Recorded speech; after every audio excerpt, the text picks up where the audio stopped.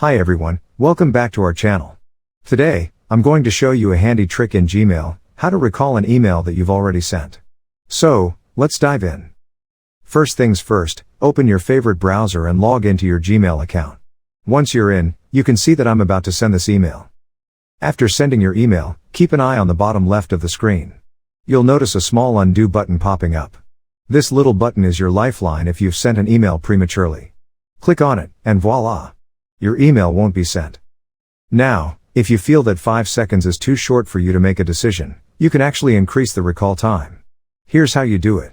Click on the gear icon in the upper right corner of the screen. A new window will open. Click on See All Settings.